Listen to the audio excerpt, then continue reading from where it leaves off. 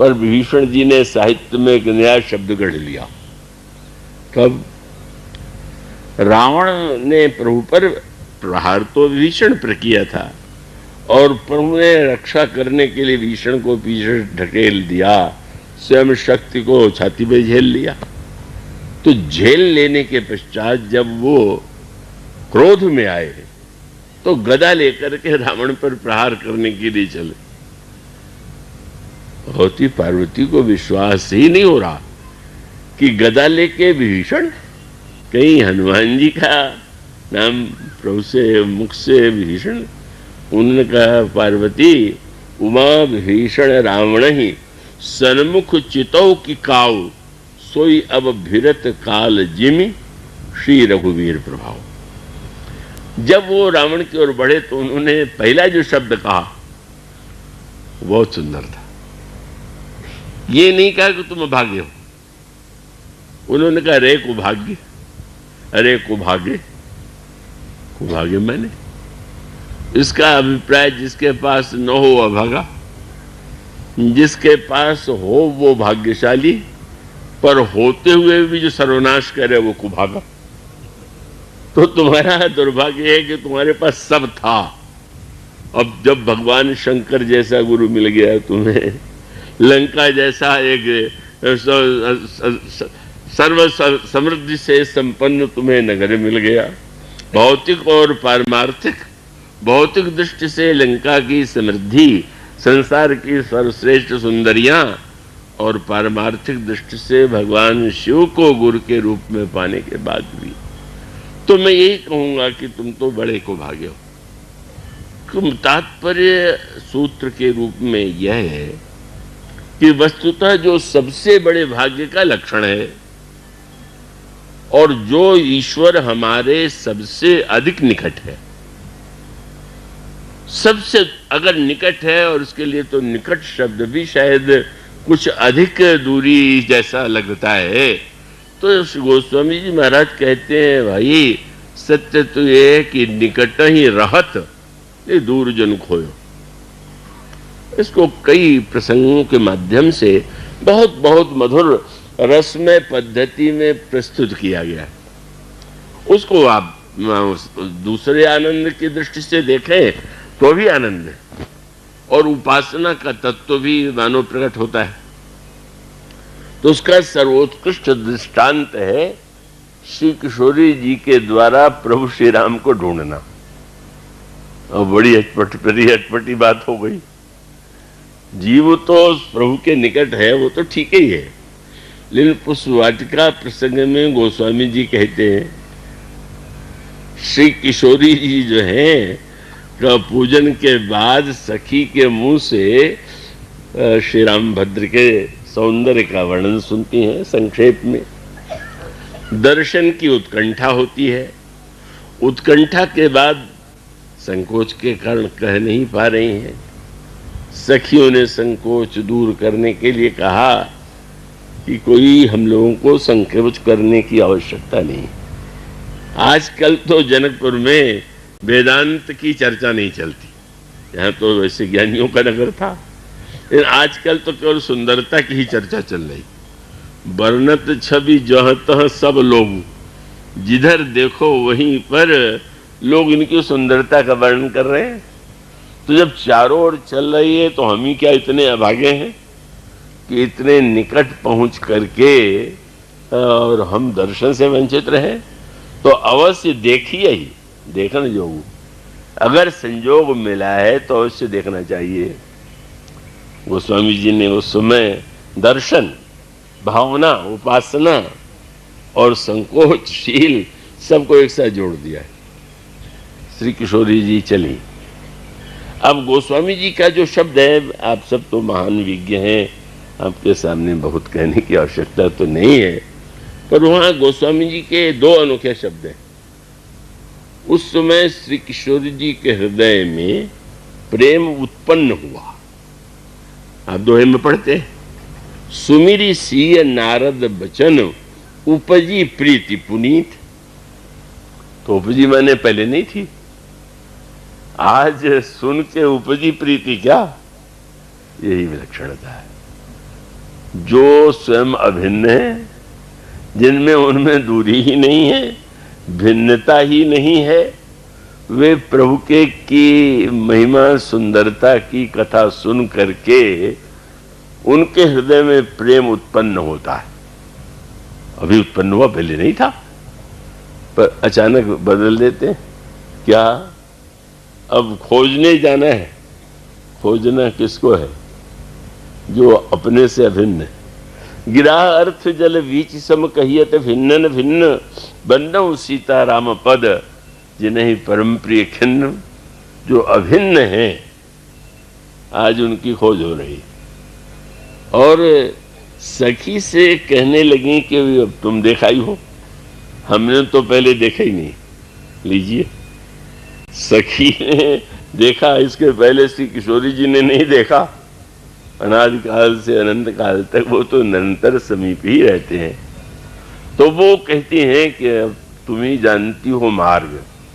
यह उपासना पद्धति का क्रम, जो वस्तुतः अपना ही है, जो अत्यंत निकट है, और उसको एक भौतिक दृष्टांत दें कि हम दूसरों को देखने का प्रयत्न करते हैं तो केवल आंख चाहिए, लेकिन अपने को देखना चाहें तो आंख और दर्पण दो की जरूरत पड़ जाएगी। शीशे का प्रयोग करें, नहीं तो आंख के द्वारा सबको देख रहे हैं, अपने को नहीं देख पा रहे। इसे गोस्वामी जी दर्पण और दृष्टि दोनों की बात कहा करते हैं। मुकुरम मलिन अरुणैन विहीना, राम रूप देखें किम दीना, नेत्र नहीं दर्पण गंदा। कैसी विलक्षण लीला हो रही है। आपने सरोवर में स्नान किया है और देवी पार्वती का पूजन किया है, और पूजन के पश्चात वरदान मांग रहे, निज अनुरूप सुभग वर मांगा, मेरे योग्य वर मुझे दीजिए। सारा क्रम कैसा विलक्षण है। पूजा करना, और पूजा करके जो निरंतर ही उनके हैं, उनको प्राप्त हैं या उनसे अभिन्न है, अभी कहती है मुझे तो पता ही नहीं। अब आप ही निर्णय करके जो मेरे योग्य हो वैसा पति मुझे दे दीजिएगा। और तब जब गोस्वामी जी ने का वर्णन किया तो किशोरी जी के हृदय में उत्कंठा हुई, और उत्कंठा के बाद जो है उस सखी से कहा कि तुम्हें मार्ग जानती हो। बस ईश्वर को अगर हम पाना चाहते हैं, हम उपासक हैं और उनके समीप पहुंचना चाहते हैं, तो मार्गदर्शक की आवश्यकता है। तो श्री किशोरी जी अनजान बन करके कहती हैं कि अब मैंने तो उन्हें देखा भी नहीं है और मैं जानती भी नहीं कि कहाँ है, तो तुम ही आगे आगे चल के दिखाओ। वो सखी आगे चल रही, श्री किशोरी जी पीछे चल रही। किसी ने पूछा कि श्री किशोरी जी ने सखी को आगे क्यों कर दिया। सखी को आगे करने के स्थान पर पीछे रह करके भी तो सखी कह सकती इधर चलिए। वो स्वामी जी ने एक नया रस दे दिया। बोले वैसे तो व्यवहार में था कि वो सखी देखा इसलिए दे दिया, लेकिन सही बात दूसरी थी। क्या? चली अग्र कर प्रिय सखी सोई। क्यों? बोले प्रीति पुरातन लखई न कोई। हम लोगों का पुराना प्रेम कोई जान न जाए। ये ऐसी अद्भुत बात आपने ध्यान दिया। बोले मैं तो जानती है कहाँ है, तो मैं अगर पहुंच गई तो कहेंगे पहले से कुछ योजना थी क्या, पहले से आप लोगों को एक दूसरे का ज्ञान था। तो अब गोस्वामी जी कहते हैं कि मेरा पुरातन प्रेम, बस यही आनंद है। उपासना माने चिर पुरातन और चिर नूतन। पुरातन में प्रामाणिकता है पर रस नहीं, और नवीनता में रस है पर प्रामाणिकता में संदेह। कोई नई वस्तु है, आगे चल के क्या सिद्ध होगी, तो वो नई वस्तु प्रामाणिक नहीं, और पुरानी वस्तु में तो प्रामाणिक इतने वर्षों से है, लेकिन फिर कहीं रस है कि खाली है। तो गोस्वामी जी ने दोनों शब्द जोड़ दिए। उन्होंने कहा उपजी प्रीति पुनीत, प्रेम उत्पन्न हुआ, और फिर कह दिया, बोले प्रीति पुरातन। सत्य तो यह है कि प्रेम पुराना है, दोनों एक दूसरे को जानते हैं और दूसरे को कहना भी शायद ये शब्द का उपयोग है, लेकिन उस चली अग्र करी प्रिय सखी सोई और प्रीति पुरातन लखई न कोई, कहीं कोई देख न ले, जान न ले। और यही उपासना का आनंद है। जो पास है उसको दूर मान लीजिए और दूर मान करके फिर उसको खोजिए। जैसे आंख मिचौनी का खेल होता है, अब उसको जबरदस्ती कह दिया तुम छिप जाओ, और फिर ढूंढ रहे जो छिपा है हमारे खेल में, उसी को हम ढूंढ रहे हैं। तो मानो यह खेल जो चल रहा है, अच्छा ठीक है आप श्रीवद में पधारे, मैं आपके द्वितीय रूप में मिथिला में, और फिर आप आएंगे और हम दोनों का सामीप्य जो है का पहले दूरी, और वो दूरी इतनी कि सखी लेके चलती, पर वहां पहुंचने पर क्या हो गया का सखी ने जब वहां जाकर के जहां श्री रामभद्र को देखा था वहां नहीं थे। उस स्वामी ने यही कहा कि वहां जाने पर नहीं मिले, और यही उपासना का एक दूसरा पक्ष है। किसको प्रभु कहाँ मिलेंगे, किस रूप में मिलेंगे, कैसे मिलेंगे, का इसके विषय में दावे से नहीं कहा जा सकता कि वो किसको कहाँ कैसे और किस रूप में मिलेंगे। इसका अभिप्राय कि सखी ने जहां देखा था अगर वहीं मिल जाते तो उसका अर्थ है कि मिलने का उपाय यही है। पर प्रभु का और श्री किशोरी जी का जो दिव्य कौतुक मई दिव्य लीला चल रही है, का उसमें गोस्वामी जी कहते हैं सखी ने कहा मैंने देखा तो यही था। और उसका अर्थ वो शंकर जी महाराज का वो वाक्य, तो शंकर जी से पूछा गया कि महाराज कोई कहता है इस लोक में भगवान है, उस लोक में भगवान है, और कोई कहता है हमारे भगवान का लोक ऊंचा है, कोई दूसरा कहता है नहीं उन दूसरे का ऊंचा है आपकी दृष्टि में। तो शंकर जी ने कहा कि वो तो सर्वत्र ही है, पर सर्वत्र होते हुए भी धाम वाली बात क्या सही नहीं है? ये बिल्कुल सही। सही क्यों है? बोले हैं सर्वत्र, पर जेहि के हृदय भगति जस प्रीति प्रभुतः प्रगट। जिसने जहां देखना चाहा और जहां उन्होंने दिखाना चाहा, इसलिए वस्तुतः उस आनंद की अनुभूति का तात्पर्य यह है कि वस्तुतः जो निरंतर समीप से समीप, क्या श्री किशोरी जी की बात तो सर्वथा ही अद्वितीय है, पर जीव के निकट हृदय में भी अगर वो है विराजमान तो सबसे निकट है, और सारे संबंध तो उनसे ही व्यक्ति के शाश्वत हैं, और किसी से संबंध तो शाश्वत नहीं है। लेकिन चलिए खोज करें, जो दूर लगा, जो दूर नहीं है उसको दूर बनाया, दूर मान लिया, और दूर बना करके दूर मान करके खोजने चले, इसी का नाम साधना। साधना माने उसको पाने का प्रयास करना जो प्राप्त है, और जिसको हम देख नहीं पा रहे हैं। अब ये तो मानो आप हम पर आप पर है, किसी किसी को चल के देखने में भी आनंद बहुत आता है, थोड़ा और दूर हो जाए, थोड़ा और। लोग चले जाते हैं बड़े बड़े पर्वतों के ऊपर दर्शन करने, तो नीचे भी भगवान भी मिल सकते हैं, लेकिन वो पहाड़ पर चढ़ने पर एक वो आनंद आता है। तो ये जो आनंद आता है इस खोज का, साधना का अर्थ ये हुआ कि हम उसे पाने का प्रयत्न कर रहे हैं जो नित्य प्राप्त है, और उसे खोजने का हम प्रयास कर रहे हैं जो वस्तुतः है ही। तब अब जब वहां सखी लेके गई और तब कहीं वो तो है नहीं। इसका अर्थ है कि किसको कब कैसे कहां मिले, किसी को कहिए वन में मिल जाए और किसी को कहिए घर में मिल जाए। मनु जी राजा के रूप में घर थे तो वन में मिले, जब तीर्थवर नैमिष विख्याता अति पुनीत साधक सिद्ध दाता, तो लगा कि प्रभु को पाना है तो वन में जाओ।